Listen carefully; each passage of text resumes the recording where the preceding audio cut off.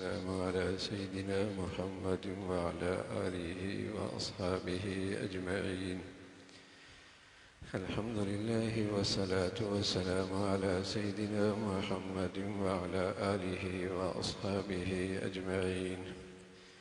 أما بعد فأعوذ بالله من الشيطان الرجيم. بسم الله الرحمن الرحيم. وما آتاكم الرسول فخذوه وما نهاكم عنه فانتهوا. وما آتاكم الرسول فخذوه وما نهى عنكم فانتهوا. وقال النبي صلى الله عليه وسلم: من أحيا سنتي فقد أحبني ومن أحبني كان معي في الجنة. وقال النبي صلى الله عليه وسلم: من أحدث في أمرنا هذا ما ليس له منه فهو رد، أو كما قال عليه الصلاة والسلام. صدق الله العظيم. اللهم صل على سيدنا محمد وعلى آل سيدنا محمد وبارك وسلم. اللهم صل على سيدنا محمد النبي الأمي وعلى آله وأصحابه وسلم. میرے معزز مسلمان بزرگوں، عزیز بھائیوں، اللہ کے نبی صلی اللہ علیہ وسلم اس دنیا میں تشریف لائے، اور یہ سچ ہے اور اس میں کوئی شک نہیں کہ آپ کی دنیا میں حاضری اور دنیا میں تشریف آوری پیر کے دن ہوئی، اور صبح کا وقت تھا، ربیع الاول کا مہینہ تھا، مکہ معظمہ کا شہر تھا، آمنہ کا لال، عبداللہ کا بیٹا محمد ابن عبداللہ محمد الرسول اللہ اس دنیا میں آپ کی تشریف آوری. آپ کی ولادت کی نسبت صبح سے ہے، صبح کے وقت. آپ کی ولادت کی نسبت پیر سے بھی ہے، پیر کے دن تشریف لائے.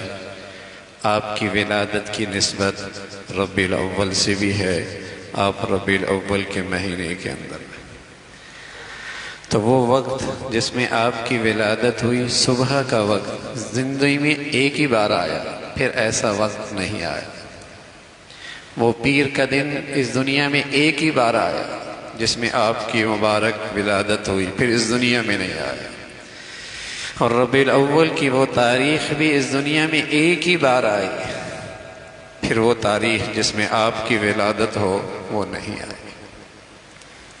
یہ تو سچ ہے کہ حضور علیہ السلام کی آمد بھی اسی مہینے میں ہوئی، آپ کا وصال بھی اسی مہینے میں ہو. آپ علیہ السلام کی آمد سے پہلے اس دنیا کے احوال کیا تھے؟ اللہ کے نبی نے بتائے، اللہ کے قرآن نے بتایا کیا احوال تھے، اور کن حالات سے وہ معاشرہ، وہ لوگ، وہ انسانیت کن مصائب سے اور کس ذلت سے اور کن حالات سے دوچار تھی، اس کے خد و خال بھی آتے ہیں. آپ علیہ السلام کی زندگی میں وہ سب کچھ ملتا ہے جو آپ کے زمانے سے پہلے تھا، پھر آپ نے ان کی کایا پلٹی. شرک تھا، پتھروں کی پوجا تھی، مورتیوں بنا رکھی تھی، مجسمہ سازی تھی، بڑی بڑی انسانوں کی تصویریں بنا رکھی تھیں انہوں نے، ان کی وہ پوجا کیا کرتے. شرک کی بہت ساری شکل تھی. آپ کی آمد سے پہلے کا وہ دور جاہلیت کا دور کہلاتا ہے، ظلمت کا دور کہلاتا ہے، لا علمی کا دور کہلاتا ہے، گمراہی کا دور کہلاتا ہے. وہاں لوٹ مار تھی، خیانت تھی، جھوٹ تھا، قتل و غارت تھی. عورتوں کے حقوق نہیں تھے وہاں کوئی، نہ ان کو وراثت میں حصہ ملتا تھا، نہ ان کی جان کی کوئی قیمت تھی، نہیں کوئی ان کی عزت کی قیمت تھی. بیٹیاں تو اس معاشرے میں قابل قبول ہی نہیں تھی، زندہ درگور کر دیا جاتا تھا. سنتے جائیے، ذرا سنتے جائیے، اس لیے کہ اللہ کے نبی نے فرمایا کہ وہ دور پھر لوٹ کے آئے گا۔ قرآن نے یہ پیشن گوئی بھی فرمائی ہے کہ وہ دور پھر لوٹ کے آئے گا۔ جو آپ کی آمد کے وقت اس دنیا میں حالات تھے، قرآن نے پیشن گوئی فرمائی کہ وہ دور پھر لوٹ کے آئے گا۔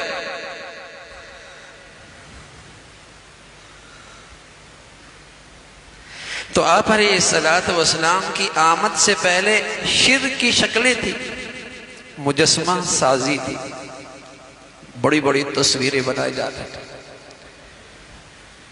شاید آج بھی شرک کی نئی نئی شکلیں ہیں، اور پھر مجسمہ سازی کا رواج ہے، بڑی بڑی تصویریں لٹکانے کا ایک شوق بن چکا ہے، فن بن چکا ہے۔ اس جاہلیت کے دور میں جب آپ تشریف لائے تو وہاں کتے سے پیار تھی، بچیوں سے نفرت تھی۔ کتے سے بڑا پیار تھا۔ آپ علیہ الصلوۃ والسلام آئے تو فرمایا جہاں ملے اسے مار دو۔ پھر جب نفرت بیٹھ گئی تو آپ نے فرمایا جب کالا ملے تو اسے مار دو۔ جب خوب نفرت بیٹھ گئی تو اب آپ نے فرمایا مارو تو نہیں، لیکن اگر اس نے کہیں کوئی اس کی لعاب لگ گئی تو وہ جگہ ناپاک، وہ کپڑا ناپاک، وہ برتن ناپاک، اور اس کو معمول کے دھونے سے بھی صاف نہیں ہوگا، 7 مرتبہ صاف کرنا ہوگا۔ ساری زندگی آپ اس گھر میں نہیں تشریف لے گئے جس میں کوئی تصویر لٹکی ہوئی ہو یا جس گھر میں کوئی کتا ہو۔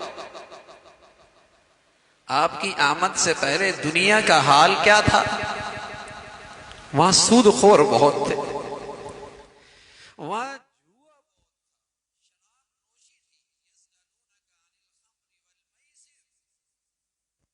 آج بھی جوئے کی نئی اور جدید شکلیں ہیں۔ سود خوری معیشت کا حصہ بن چکا ہے، اور بڑی ٹھاٹ سے سود بھی لیتا ہے، فخر بھی کرتا ہے۔ عورتیں اپنا حسن و جمال کا اظہار کیا کرتی تھی، سینہ کھول کے چلا کرتی تھی، دوپٹہ تو ان کے سر پہ ہوتا تھا، لیکن آج کی جاہلیت اس سے بھی آگے نکلی ہے۔ وَلَا تَبَرَّجْنَ تَبَرُّجَ الْجَاهِلِيَّةِ الْأُولَىٰ۔ یہ آپ کی آمد سے پہلے کے وہاں کے حوال تھے، لوٹ مار تھی، جس کا جہاں ہاتھ لگتا دوسروں کے مال سے اپنا ہاتھ صاف کرتا۔ حلال حرام کی تمیز ختم ہو گئی تھی،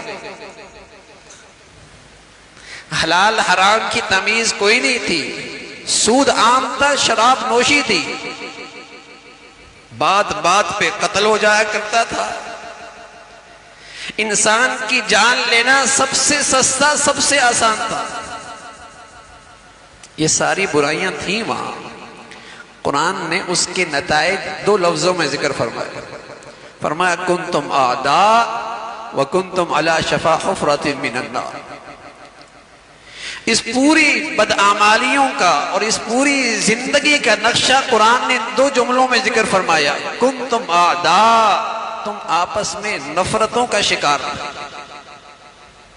ایک تو یہ تھی، فرمایا وَكُنْتُمْ عَلَى شَفَا حُفْرَةٍ مِّنَ النَّارِ، تم ہلاکت اور بربادی کے کنارے پہ کھڑے تھے۔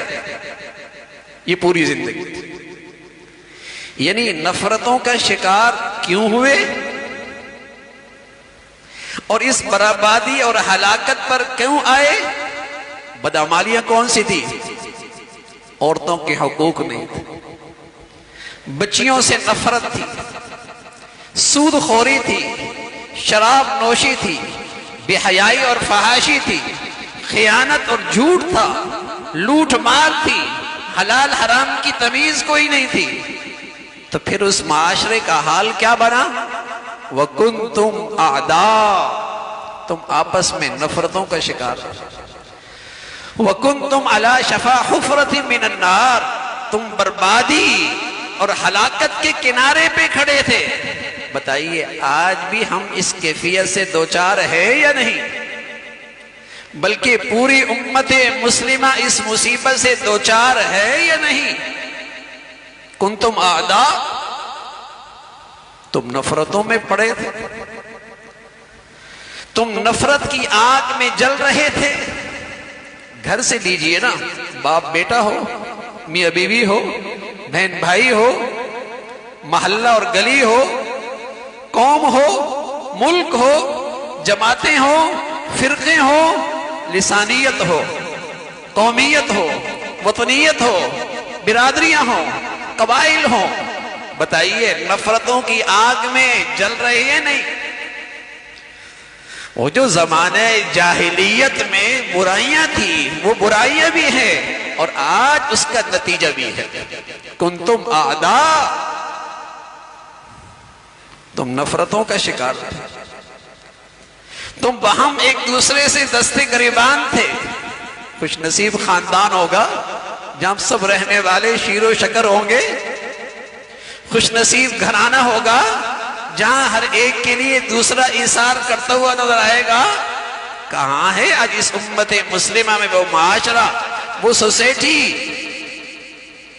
جہاں محبتوں کی اور اتفاق کی مٹھاس موجود ہو؟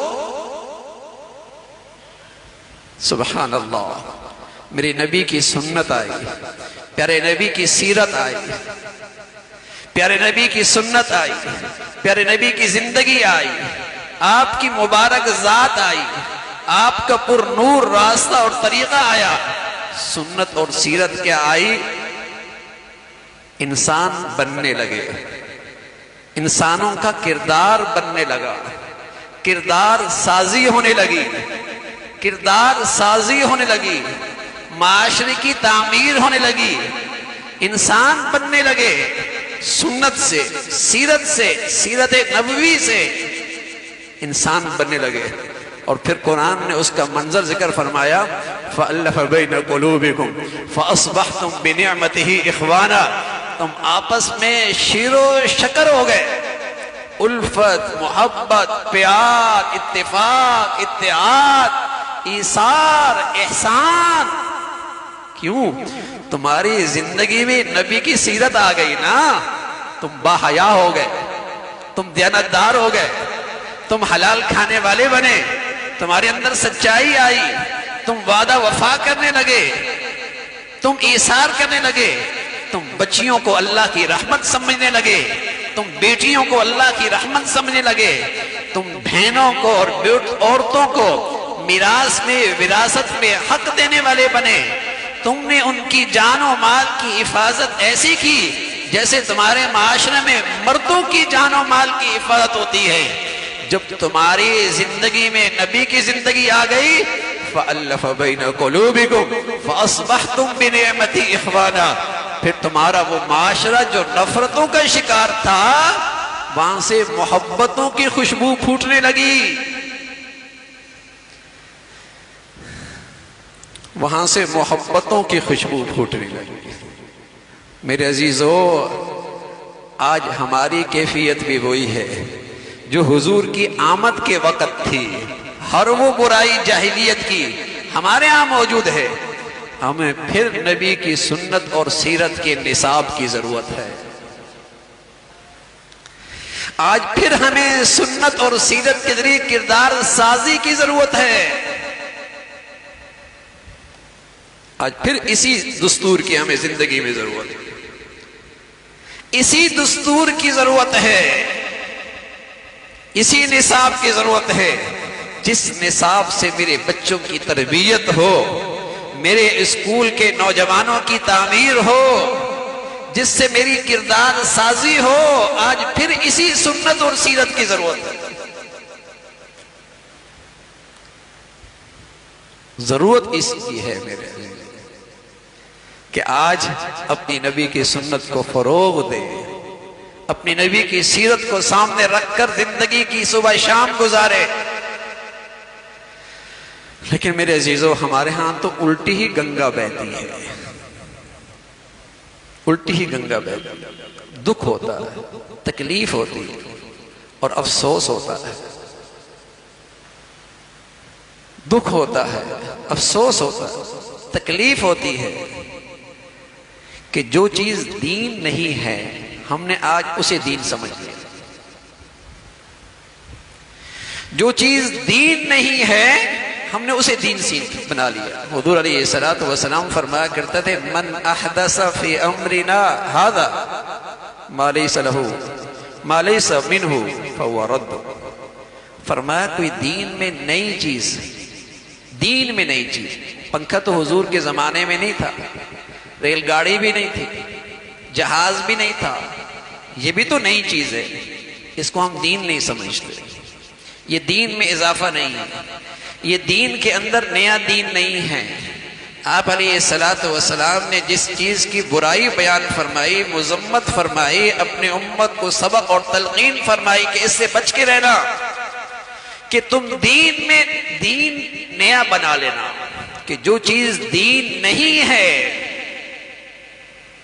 تم اسے ثواب کی چیز سمجھ لو. ارے میرے عزیزو، جو چیز دین نہیں ہے اس پہ پیسہ لگانا، اس پہ محنت کرنا، اس پہ مشقت اٹھانا، ان فضولیات میں لگنا، کوئی ثواب کی چیز ہو، دین کی چیز ہو. اللہ کے نبی صلی اللہ علیہ وسلم کو اللہ نے منصب دیا ہے، آپ کو یہ منصب دیا ہے کہ آپ انسانیت کو بتائیں کہ کیا چیز اللہ کو پسند ہے اور کیا چیز اللہ کو پسند نہیں. یہ اللہ کے نبی کا منصب ہے، یہ رسالت کا منصب ہے، یہ ایک رسول کا منصب ہے کہ آپ انسانیت کو بتائیں کیا چیز اللہ کو پسند ہے کیا نہیں پسند.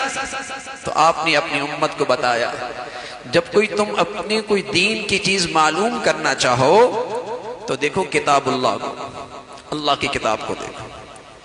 جب تم کوئی چیز دین کی معلوم کرنا چاہو تو میرا قول و عمل دیکھو، میرا ارشاد دیکھو، میرا عمل دیکھو. جب کوئی چیز تم دین کی معلوم کرنا چاہو تو میری تربیت یافتہ جماعت حضرات صحابہ رضوان اللہ علیہم اجمعین ان کی زندگی دیکھو. اگر تمہیں مل جائے تو وہ دین ہے، پھر اس پہ پیسہ لگاؤ، دولت لگاؤ، محنت کرو، اللہ کے ہاں تمہارا قرب بڑھے گا، اجر بڑھے گا. لیکن کوئی ایسی چیز ہے جو کتاب اللہ میں نہیں، نبی کی ارشاد میں نہیں، نبی کی زندگی میں نہیں، صحابہ جیسی مقدس جماعت میں نہیں، اگر تم اسے دین سمجھ کے کرو گے نا بھائی، کیا ہوگا؟ ایک تو دین میں ایک اضافہ ہو جائے گا، دین میں ایک نیا دین نکل آئے گا، اور دوسری ایک بہت بڑی مصیبت ہوگی، بہت بڑی مصیبت.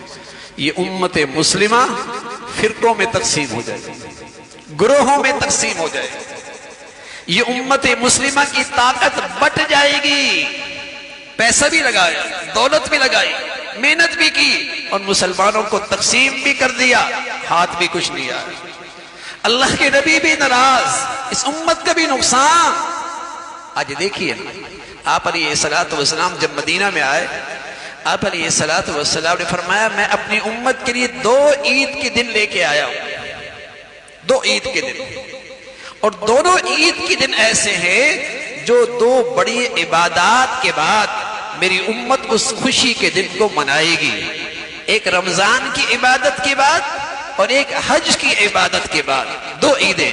بتائیے آج مسلمانوں میں اگر کوئی ایسا ہو کہ جو 2 عید کے بجائے ایک عید کو مانے، کمی کر دے، تب بھی مسلمان تقسیم ہو جائیں گے، تب بھی مسلمان تقسیم ہو جائیں گے.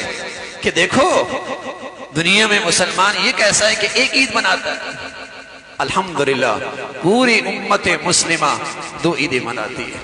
لیکن میرے عزیزو اگر 2 کے بجائے 3 کر دیں، 2 کے بعد 4 کر دیں، 2 کے بعد 5 کر دیں، کوئی حضرت علی رضی اللہ تعالیٰ عنہ کے نام پر عید منائے، عید غدیر، اور کوئی حضور علیہ الصلوۃ والسلام کے دن پر عید منائے، کیا ظلم ہے، کتنا افسوس ہے. اس امت کے ساتھ کیا ظلم ہے. دولت تقسیم، پیسہ تقسیم، وسائل تقسیم، یہ امت تقسیم.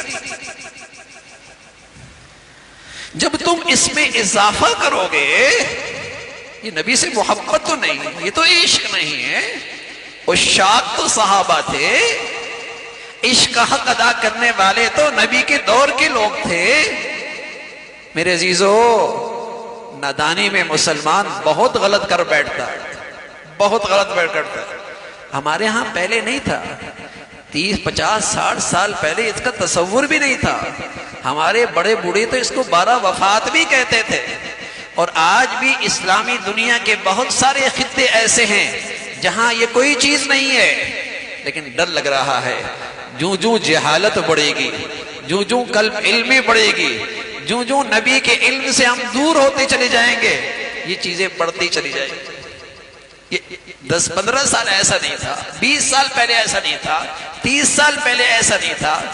اور بدعت کی خصوصیت یہی ہے کہ ہر دور میں ایک نیا رنگ اختیار کرتی ہے، ہر زمانے میں اس کی ایک نئی شکل ہوتی ہے، اس کی ایک نئی صورت بن جاتی ہے۔ اذان تو نہیں بدلی، نماز تو نہیں بدلی، صدیاں گزر گئی، میری نبی کی سنت تو نہیں بدلی، لیکن جو میں اپنی خواہشات سے کسی چیز کا اضافہ کروں گا دین میں، وہ بدلتی رہے گی۔ اس لیے کہ میری خواہش کچھ ہے، کسی دوسرے کی خواہش کچھ ہے، کوئی 10 سالوں کے بعد آئے گا، اس کی خواہش کچھ اور ہوگی۔ مجھے تو ڈر لگتا ہے اور دکھ ہو رہا ہے، کہیں ایسا نہ ہو کہ لوگ کہیں عید کی نماز بھی صبح 8 بجے ہوگی، عید کی نماز بھی صبح 6 بجے ہوگی، پھر مسلمان کہاں کھڑے ہوں گے؟ کچھ پڑھ رہے ہوں گے، کچھ نہیں پڑھ رہے ہوں گے۔ ارے میرے عزیزو، اس امت کے حال پہ رحم کھائیں، اس امت کے حال پہ رحم کھائیں۔ یہ پہلی بہت بڑھ چکی ہے، یہ پہلی بہت نفرتوں کا شکار ہے۔ آئیے نا، نبی کی سنت، نبی کی سیرت کو اپنی زندگی کا اسوہ بنائیے۔ اس سے اللہ کی محبت بڑھتی ہے، اللہ کی رحمت آتی ہے، انسانیت ترقی کرتی ہے، اور مسلمانوں میں الفت اور محبت کے پھول کھلتے ہیں۔ آئیے سنت اور سیرت کا نصاب اپنائیں۔ اس کی ضرورت ہے کہ ہمارے بچے اپنی نبی کی سنت اور سیرت سے ان کی پرورش ہو، ان کی تربیت ہو، اپنی نئی نسل میں یہ نصاب رواج دیں۔ بے دین حکمران، دنیا کے اس مسلمانوں کے بے دین حکمران بدقسمتی سے خرافات کو فروغ دیں گے، لیکن نبی کے زمانے کی جاہلیت کو ختم نہیں کریں گے، رشوت نہیں ختم کریں گے، سود نہیں ختم کریں گے، بے حیائی نہیں ختم کریں گے، میرے نبی کا دین نہیں زندہ کریں گے۔ ہاں، خرافات کو فروغ دیں گے۔ بے دین ذرائع ابلاغ خرافات کو فروغ دے گا، نبی کی نماز کو فروغ نہیں دے گا، نبی کی سچائی کو فروغ نہیں دے گا، نبی کی دیانت کو فروغ نہیں دے گا، نبی کی جسے کہیں کہ اعلیٰ اخلاق کو فروغ نہیں دے گا۔ ہاں، ایسی چیز جس سے مسلمانوں میں کل نفرتوں کی دیوار کھڑی ہو، جس سے مسلمان کل تقسیم ہو، بدعات کو فروغ دے گا، بدعات کو فروغ دے گا، سنت کو فروغ دینا۔ بھائی، نبی کے علیہ الصلوۃ والسلام تو فرمایا کرتے تھے، من احیا سنتی فقد احبنی، جس نے میری سنت کو زندہ کیا اس نے مجھ سے محبت کی، جس نے میری سچائی کو زندہ کیا، جس نے میری دیانت کو زندہ کیا، جس نے میرا عہد وفا زندہ کیا، جس نے میرے لقمہ حلال کا حصہ زندہ کیا، جس نے حیا اور غیرت اور پردہ زندہ کیا۔ حضور علیہ الصلوۃ والسلام کے زمانے میں جاہلیت میں لوگ کھڑے ہو کے پیشاب کرتے تھے اور اس کو عزت کا باعث سمجھتے تھے۔